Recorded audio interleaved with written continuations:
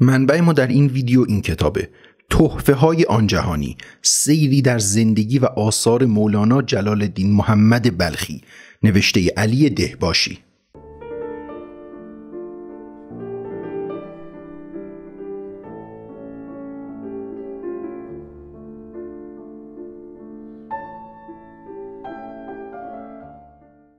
دوستان سلام، من آرمان هستم. به دیپ پادکست خوش اومدید. در این ویدیو میخوایم به داستان زندگی مولانای بلخی بپردازیم. از روزهای آغازین زندگی شروع میکنیم، میریم جلو، میبینیم که چطور با شمس تبریزی آشنا شد و همینطور ادامه میدیم تا انتهای داستان زندگی مولانای بلخی.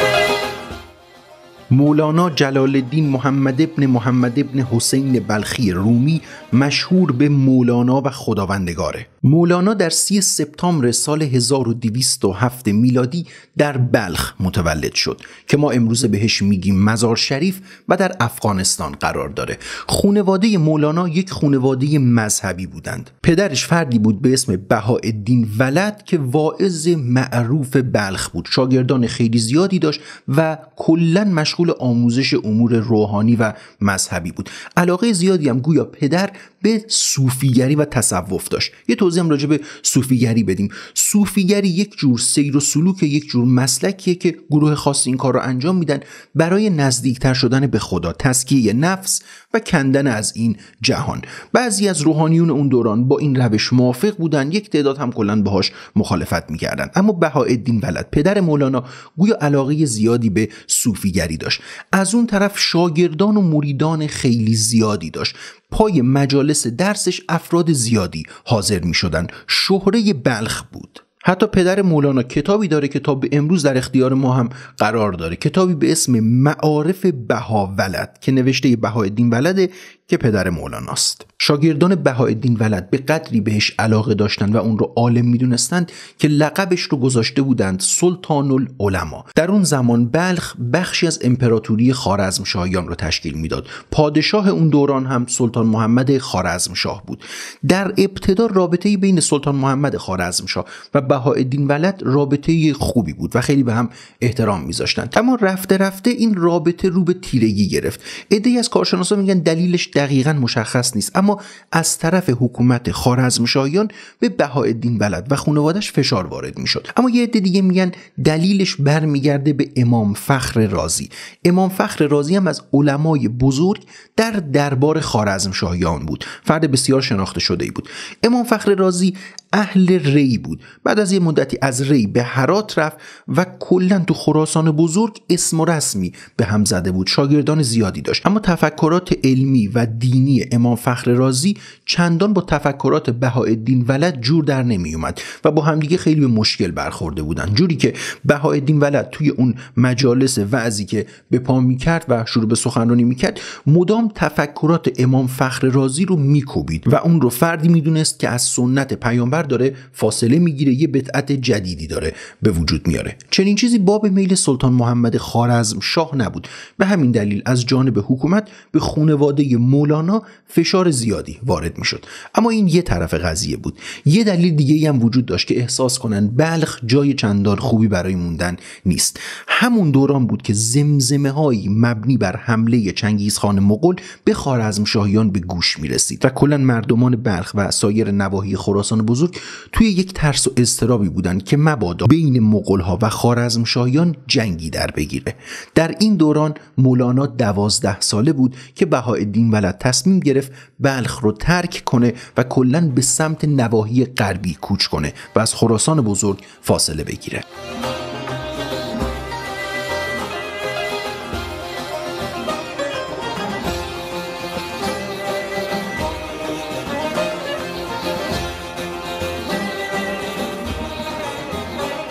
مولانای 12 ساله علوم ابتدایی مذهبی رو نزد پدرش بهاءالدین فرا گرفت. گفته میشه نسب خاندان مولانا، اصالت پدری مولانا برمیگرده به فردی به اسم ابوبکر صدیق که نخستین خلیفه مسلمانان اهل تسنن بود. تو سال 1219 میلادی مهاجرت مولانا به همراه خانواده‌اش و یه تعداد دیگه از اهالی بلخ شروع شد. کلاً یه کاروان بزرگی تشکیل دادن و روی حساب همین وحشت حمله مغول‌ها از بلخ خارج شدند.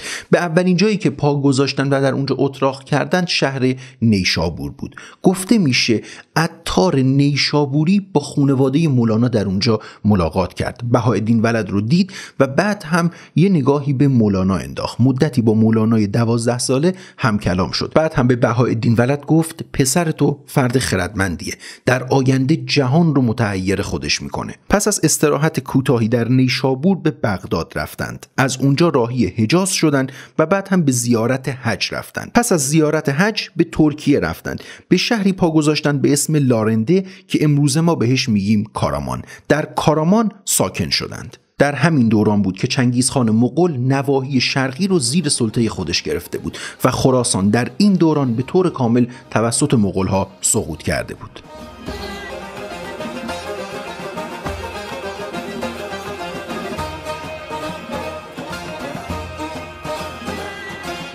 چند سالی در آرامش تو همون شهر کارامان در ترکیه زندگی کردند.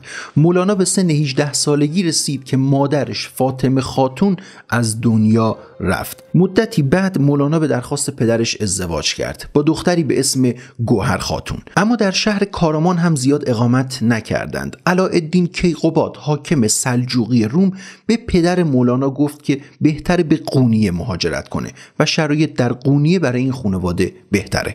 بنابراین کارامان رو هم ترک کردند و به همراه خانواده به قونیه پا گذاشتند. 2 سالی در قونیه ساکن شدند و بعد از 2 سال در سن 24 سالگی مولانا پدرش رو هم از دست داد. بهاءالدین در این دوران از دنیا رفت. این در حالی بود که همچنان شاگردان زیادی داشت، مریدان زیادی در قونیه کلاً پای جلسات درس بهاءالدین حضور پیدا می‌کردند. هنگامی که پدر مولانا از دنیا رفت، اطرافیان از مولانا خواستند که جانشین پدرش بشه و بر مسند شیخ الاسلامی قونیه جلوس کنه. چنین چیزی برای مولانا خیلی امر سختی بود، چون آموزش‌های لازم رو ندیده بود. فقط 24 سال سن داشت. سنش کم بود، اما خب یاران این رو ازش خواسته بودند که جانشین پدر بشه. ولی در این بین یک شانسی آورد. شانسش هم این بود: فردی به اسم برهان الدین ترمذی به قونیه پا گذاشت. برهان الدین از یاران و شاگردان و مریدان بهاءالدین بود، پدر مولانا. در اصل به اونجا اومده بود که پدر مولانا رو ملاقات کنه، اما متوجه شد که پدر از دنیا رفته. هنگامی که داشت برمیگشت، مولانا جلوش رو گرفت. گفت اگر امکان داره من رو آموزش بده. یاران از من میخوان که بر مسند شیخ الاسلامی بشینم، اما من آموزش های لازم رو ندیدم. تو یار پدرم هستی، نزد اون آموزش دیدی، من رو آموزش بده که بتونم این آموزه ها رو به شاگردانم انتقال بدم. برهان الدین ترمذی هم این رو پذیرفت و آموزش های مولانا شروع شد. مولانا تحت آموزه های برهان الدین ترمذی قرار گرفت و هر روز با جهان جدیدی از علوم آشنا می شد. حتی به همراه برهان الدین به سوریه، به دمشق و حلب رفتن که در مکاتب اونجا هم حضور پیدا کنن و علوم رو در اونجا هم فرا بگیرن. گفته میشه برهان الدین مولانا رو با سختی ها و ریاضت های زندگی هم آشنا کرد. جدا از علوم بهش یاد داد که چطور در سختی ها زندگی کنه. یه مقدار هم به صوفیگری مولانا رو سوق داده بود. در نهایت به دمشق میرن و مولانا نزد فردی به اسم محی الدین عربی به تحصیل علوم شرعی و دینی میپردازه. محی الدین عربی هم بزرگترین عارف نظری تاریخ فرهنگ اسلامی بود. البته باز یه سری از منابع میگن محی الدین عربی هیچ وقت استاد مولانا نبود و مولانا فقط از نوشته‌هاش استفاده میکرد، اما خب کلا در دمشق بود و نزد اساتید اونجا هم داشت آموزش میدید. تو سال 638 هجری قمری بعد از مرگ محی الدین عربی بود که مولانا هم دمشق رو ترک کرد و دوباره به قونیه برگشت. در یک مدرسه علمی در بازار پنبه فروشان شروع به تدریس کرد. کار خودش رو آغاز کرد که همون اشاعه علم بود. از اون طرف هم به درجه شیخ الاسلامی رسید. در این دوران 30 ساله بود و شاگردان و مریدان زیادی دورش جمع شده بودند.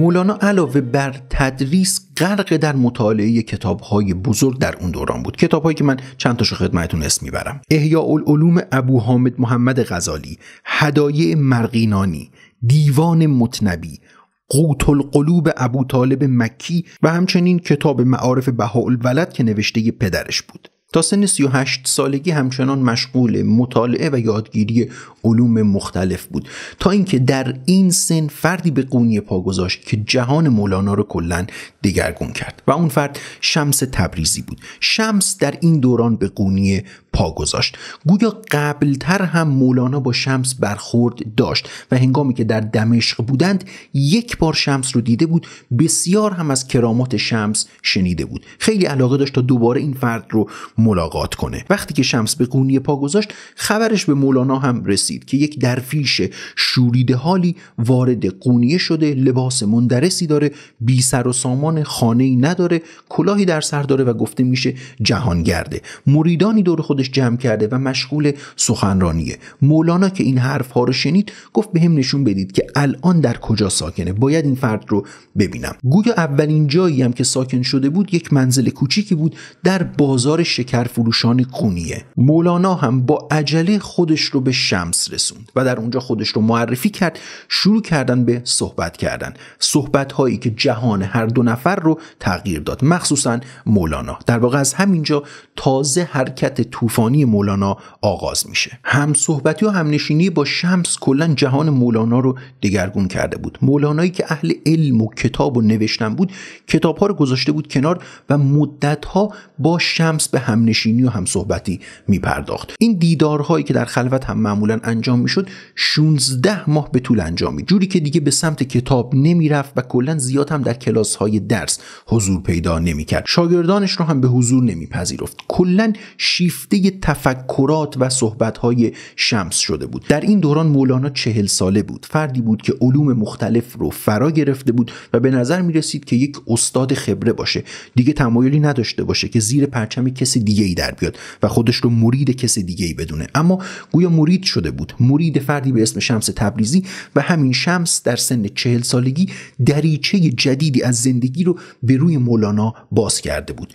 دیدارهای شمس و مولانا، مخصوصا دیدارهای اولیه‌شون، در این شعر معروف مولانا کاملا جلوه میکنه. مرده بودم زنده شدم، گریه بودم خنده شدم، دولت عشق آمد و من دولت پاینده شدم. خود این بیت شعر نشون میده هم نشینی با شمس چه بر سر مولانا آورد و مولانا چقدر شوریده حال شده بود، جوری که اصول رو گذاشته بود کنار و مشغول سماع میشد، به شیوه صوفیگری میخواست به خدا نزدیک بشه. شرایط برای مولانا بسیار عجیب بود، اما برای شاگردان یک مقدار خطرناک بود. شاگردان مولانا رو سرزنش میکردن و اصلا دوست نداشتن که استادشون شیفته شمس باشه.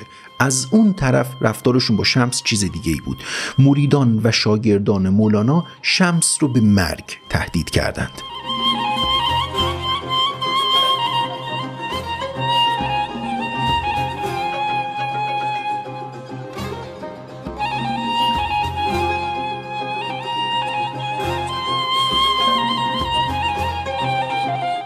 شمس که اوضاع رو آشفته دید احساس کرد که قونیه جای خوبی برای موندن نیست. به یک باره و بدون خداحافظی قونیه رو ترک کرد و رهسپار دمشق شد. مولانا وقتی خبر رفتن شمس رو شنید بسیار افسرده شد. هیچ کسی رو به حضور خودش نمیپذیرفت و حاضر بود کل دنیا رو بده فقط یک بار دیگه شمس رو ملاقات کنه. در این دوران فراق اشعار زیادی هم در وصف شمس سرود.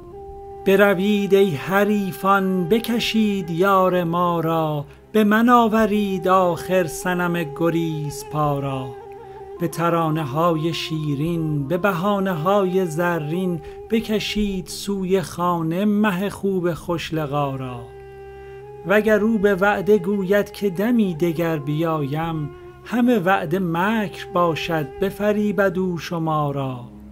دم سخت گرم دارد که به جادوی و افسون، بزند گره بر آب او و ببندد او هوا را. به مبارکی و شادی چو نگار من درآید، بنشین نظاره می کن تو عجایب خدا را. چو جمال او بتابد چه بود جمال خوبان، که رخ چو آفتابش بکشد چراغ ها را. برو ای دل سبک رو به یمن، به دلبر من برسان سلام و خدمت تو عقیق بی بهارا. مولانا نامه‌های بسیاری نوشت. اونها رو فرستاد به سمت دمشق و حلب و از شمس خواست که دوباره به قونیه برگرده. نامه‌ها بی پاسخ موند و بعدش سلطان ولد پسر کوچکترش رو فرستاد به دمشق. گفت هر طور که شده باید شمس رو به قونیه برگردونی. سلطان ولد به دمشق رفت و موفق هم شد که شمس رو برگردونه.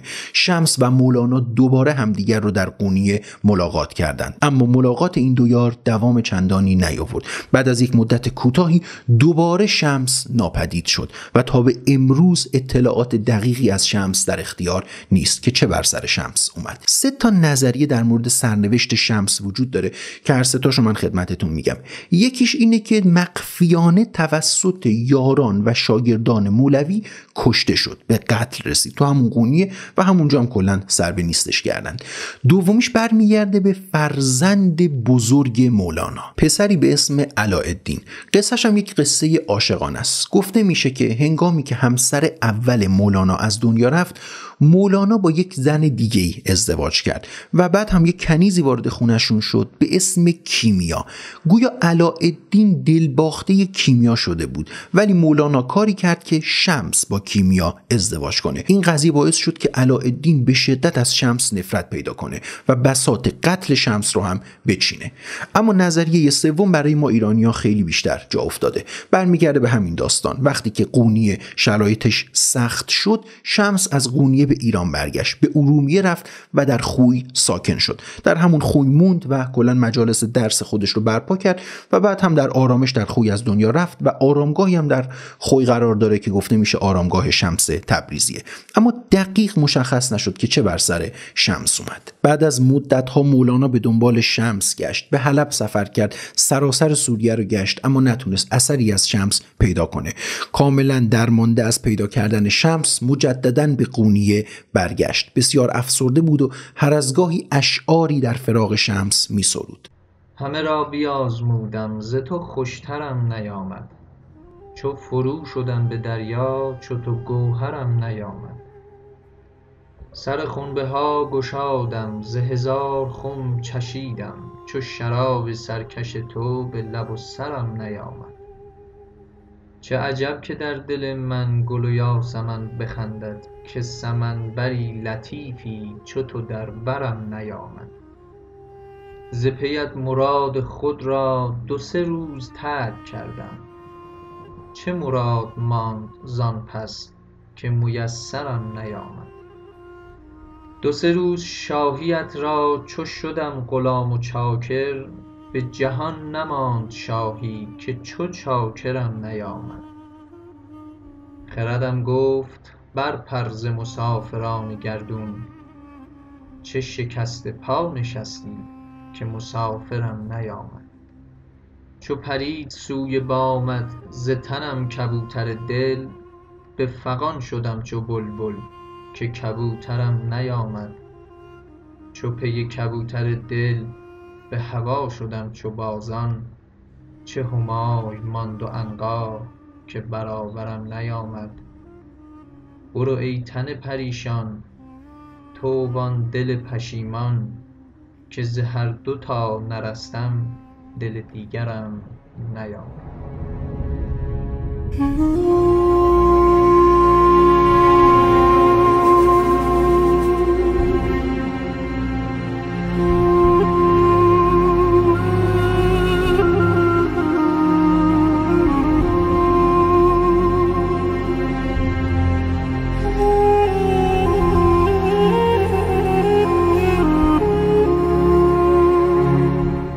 بعد از غیب شدن شمس، مریدان اعتقاد داشتن که مولانا برمیگرده به زندگی معمولی خودش، دوباره کلاس‌های درسش رو برپا میکنه. اما چنین چیزی اتفاق نیفتاد. کلاً بعد از دیدار شمس و مولانا دیگه اون آدم سابق نبود، نمیتونست به زندگی معمولی خودش برگرده.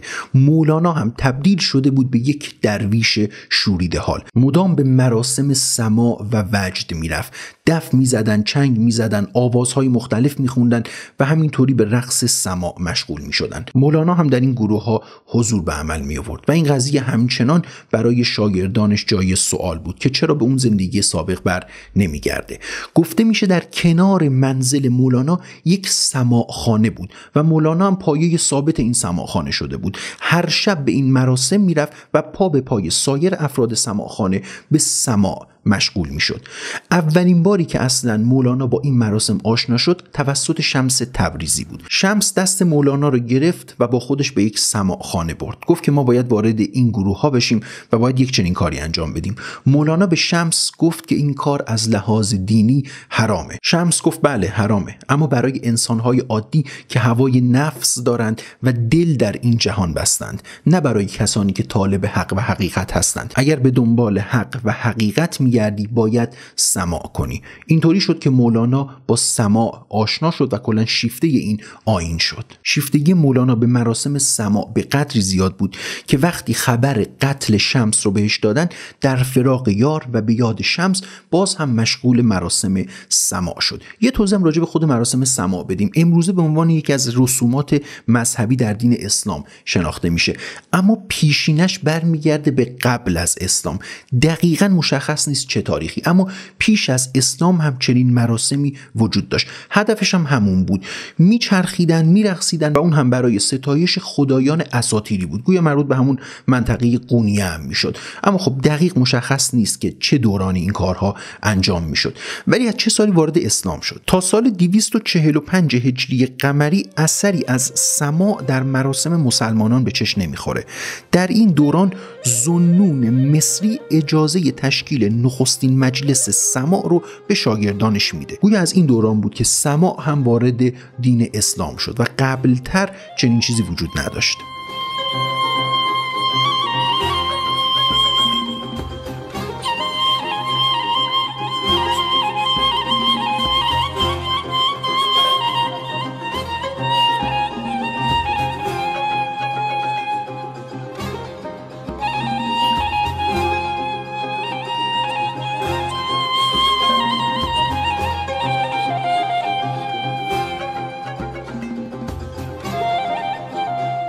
پس از اینکه دیگه خبری از شمس نرسید، مولانا شیفته جوان دیگه‌ای شد به اسم صلاح الدین زرکوب، معروف به زرکوب صوفی. به قدری به این جوان عشق می‌ورزید که اون رو جانشین خودش کرد و به همه مریدان گفت بعد از من شیخ الاسلام شما صلاح الدین زرکوب خواهد بود. صلاح الدین زرکوب یک فرد بسیار عامی و معمولی در جامعه قونیه بود. این باعث شده بود که مریدان به این فرد هم خشم بگیرن و زیاد از این تصمیم مولانا دلخوشی نداشته باشن. ولی مولانا پای حرف خودش وایساده بود. به قدری به هم احترام میذاشتن که داستانشون یادآور داستان مولانا و شمس شده بود، جوری که مریدان به دنبال قتل صلاح الدین زرکوب هم بودن و شرایط قونیه برای صلاح الدین زرکوب هم خیلی خطرناک شده بود. ولی خب همچنان این رابطه ادامه داشت. 10 سال هم طول کشید و کلا صلاح الدین زرکوب شیفته مولانا شده بود. شور و شوق خاصی برای دیدار با مولانا داشت. در نهایت هم مولانا دختر صلاح الدین زرکوب، فاطمه خاتون رو به عقد پسرش ولد سلطان در آورد تا این رابطه کلا تبدیل به یک رابطه خانوادگی بشه. 10 سال مرید و مرادی به پایان رسید و صلاح الدین زرکوب از دنیا رفت. پس از صلاح الدین زرکوب، مولانا فردی به اسم حسام الدین چلبی رو جانشین خودش معرفی کرد. حسام الدین چلبی پدری داشت که از نامداران قونیه بود، اما اصالتی کرد داشتن. همین قضیه هم باعث می شد که مجددا اهالی قونیه دل خوشی از حسام الدین چلبی هم نداشته باشن. ولی مولانا پای حرفش مجدد وایساد و گفت همه باید به حسام الدین چلبی احترام بذارید. از حسام الدین چلبی یادگار ارزشمندی برای ما وجود داره و اون هم مثنوی معنوی مولاناست که اشاره به اشعار استادش مولانا داره. در سالهای پایانی مولانا در اوج احترام داشت زندگی میکرد. سلاطین سلجوقی روم، سلاطین عرب از سرزمینهای مختلف همه ساله به دیدار مولانا می اومدن و کلی هدایای ارزشمند رو تقدیمش میکردن. بزرگان ممالک مختلف شیفته تفکرات مولانا شده بودند. آثار خیلی ارزشمندی هم از مولانا همچنان برای ما باقی مونده، مثل فیه ما فیه، مثنوی معنوی، غزلیات و رباعیات، مکاتب و مجالس سبعه. شاگردانش در مورد روزهای آخرین مولانا اینطور می‌نویسند که بسیار لاغر شده بود و رنگ و روش زرد بود، لباس کهنه‌ای می‌پوشید اما همچنان ابهت داشت. با اینکه یک پیرمرد نحیف بود اما نمی‌شد بهش احترام نذاشت. از همه جا می‌اومدن و بهش احترام می‌ذاشتن. در مجالس درسش همه جور فردی حاضر بودند. حاکم بود، فقیر بود، یک فرد ثروتمند، یک فرد کارگر و حتی افراد مست هم این اجازه رو داشتن که وارد مجالس سماع مولانا بشن. همه این افراد نزد مولانا احترام داشتن و از اون طرف هم به مولانا احترام میذاشتند. سرانجام این شاعر و عارف بزرگ نامی تو سال 672 هجری قمری در اثر بیماری تب محرقه در قونیه چشم از جهان فرو بست. شیخ صدرالدین قونوی بر پیکرش نماز خوند و جسدش رو در کنار پیکر پدرش به خاک سپردن در منطقه‌ای به اسم باغ سلطان که بعداً شد آرامگاه خانوادگی مولانا و تا 50 نفر از اعضای این خانواده در اون آرامگاه خانوادگی دفن شدند. این عارف و شاعر نامآوازه جهان امروزه طرفداران بیشماری داره که همواره تو 17 دسامبر مصادف با 26 آذر سالگرد وفات مولانا که به شب عرس هم معروفه از اطراف ترکیه و شهرها و کشورهای مختلف به شهر قونیه میان و بر مزارش حاضر میشن و شاهد مراسم ویژه بزرگ داشته مولانا هستند. مقبره مولانا دارای گنبد بزرگ سبز رنگ 16 وجهیه که مخروطی در بالای اون قرار داره. این گنبد تو سال 1397 میلادی توسط کاروان اغلو ساخته شد و بر بالای اون با هنر کاشیکاری آیت الکرسی نقش بسته. همچنین در بالای در ورودی مقبره این بیت شعر به فارسی نوشته شده: کعبة العشاق باشد این مقام، هر که ناقص آمد اینجا شد تمام. در بزرگداشت مولانا رقص سماع هم برگزار میشه و مراسم شامل موسیقی، رقص، چرخش و حرکات نمادینه. مکان مراسم دایره ای شکله که دراویش در اون میچرخند و نماد کمال و یکپارچگیه. دایره بدون آغاز و سرانجامه، برای همین نماد زمانه. دایره نماد خداست، چرا که در متنی کهن اومده که خداوند همچون دایره است که مرکزش همه جا و محیطش هیچ جا نیست. دایره ساده ترین منحنی و در واقع کثیرالاضلاعیه که دارای بی نهایت ضلعه و چون دایره آغاز و انجامی نداره دلالت بر ابدیت داره.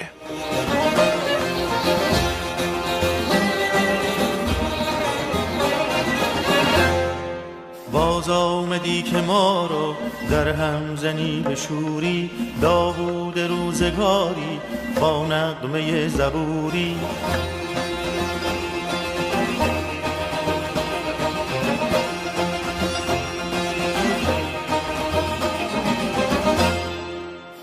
آمد اون قیامت با فتنه و ملامت، گفتم که آفتابی یا نور نور نوری، یا نور نور نوری.